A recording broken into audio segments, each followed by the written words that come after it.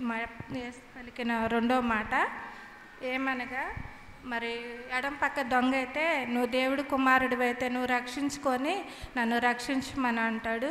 కుడిపక్క దొంగ అయితే నువ్వు నేను ఎన్నో పాపాలు చేశాము, ఈ నీకు నాకు తగవు కాబట్టి అయ్యా నీ రాజ్యంతో వచ్చినప్పుడు నన్ను జ్ఞాపకం చేసుకోమని అంటాడు.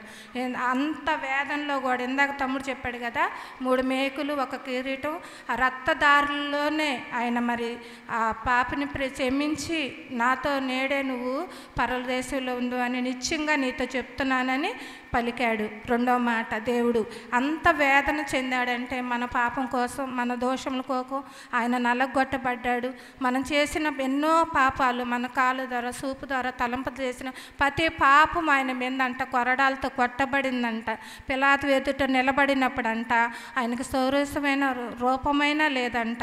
పాలు తాగే దేహం పైన పాపాత్తులు ఎన్నో కొరడాలు చిందించినని మన కొరకు ఆ కలవరగిరిలో మరి ఆయన గోలుకొత్త కొండ వరకు ఆయన నడిచే ప్రతి బాటలో ముళ్ళు కుచ్చుకొని రక్తమైనంతో మన కోసం ఆయన బలి అయ్యాడు. ఇదేదో ఆసారుగా అలవాటు కాదు, కానీ నిశ్చయంగా మనం గ్రహించాలి మన దేవుడు మన కొరకు ఎంతగా శ్రమించాడు, ఎంతగా మనం ఎవరన్నా ఒక దెబ్బ కొడితే తిరిగి వాళ్ళని కొట్టేదాకా మనం సహించుకోలేము. కానీ వాళ్ళందరూ కొట్టినా చేసినా ఆ సెలవులు అంటాడు, అమ్మా నా కోసం మీరు వేడవద్దు, మీకోసం మీ బిడ్డల కోసం వేడవండి అని పలుకుతాడు దేవుడు.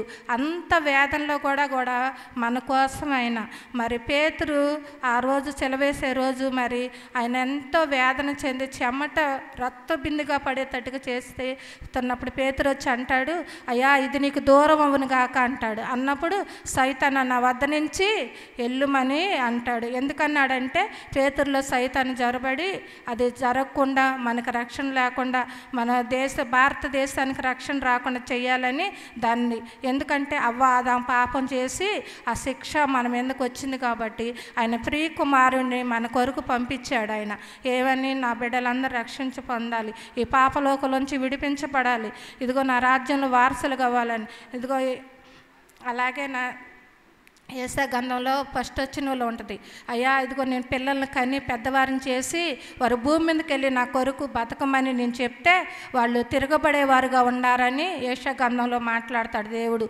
అలాగే మనం భూమి మీదకి పంపించి మన కొరకు బతకమని దేవుడు పంపించితే మనం ఇష్టాసారంగా మనం ఇష్టం వచ్చినట్టుగా ఎలాగ పడితే అలాగ బతుకుతున్నామని దేవుడు మన కొరకు ఆ సెలవులో ఆ 3 మేకల మధ్యలో ఎంత వేదన, ఒక ముళ్ళు గుచ్చుకుంటేనే మనం 5 నిమిషాలు సహించుకోవాలి.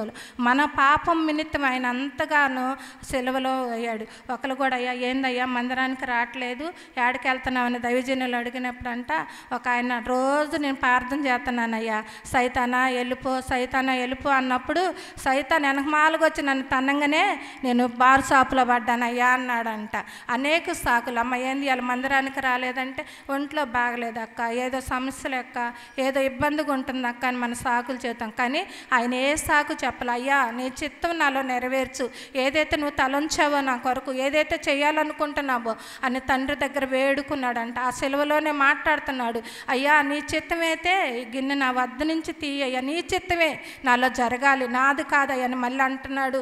అయ్యా నీ చిత్తాన్ని జరిగించయ్యా, నాలో ఏది మనం కూడా అప్పచెప్పుకోవాలి. ప్రభువా నన్ను పుట్టించిన విధానం ఏంది, నేను ఎందుకు బతకాలి, ఎందుకు ఈ మనుషులు నన్ను ఈ భూమి మీదకి పంపించావు, నన్ను ఎందుకు రక్షించుకున్నావు, ఒకసారి మన హృదయాన్ని పరిశీలించాను. నేను ఎన్నోసార్లు మందిరానికి వచ్చేటప్పుడు అయ్యా నువ్వు నాతో మాట్లాడాలి, నువ్వు నా తన్నప్పుడు ఇందాక ప్రార్థన చేస్తుంటే మరి కిట్టు పాట పాడుతుంటే ఆయన ఆ రక్తం గాయములోంచి అంట ఆ బొట్టు వచ్చి నా మీద పడింది, నేను దర్శనం చూసా.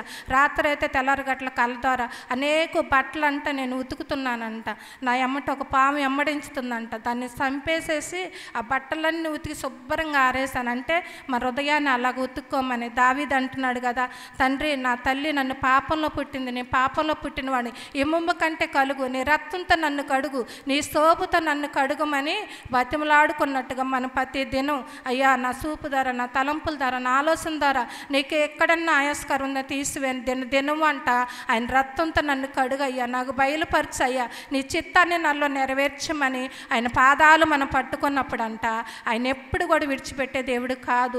మన 3 రోజుల క్రితం నాకు బాగలేదని ఎక్కువగా ప్రార్థన చేయలేకపోతున్నా, నిన్న పొగులు కూర్చొని, తండ్రి నేను ప్రార్థన చేయలేకపోతున్నా, నువ్వు నాలోంచి ఆత్మ తొలగిందేమని నేను పరిశీలన చేసుకున్నప్పుడు రాత్రి గంటన్నర ప్రార్థన చేయడానికి దేవుడు కృపను చూపించాడు. ఎప్పటికప్పుడే మనం ఆయన రక్తంతో కడుక్కున్నప్పుడు మనల్ని శుద్ధీకరించి మన చిత్తం ఏందో, ఆయన కొరకు మనం ఎలాగ జీవించాలో ఆయనే మనకు బయలుపరుస్తాడు. ఎన్నో వస్తుంటాయి.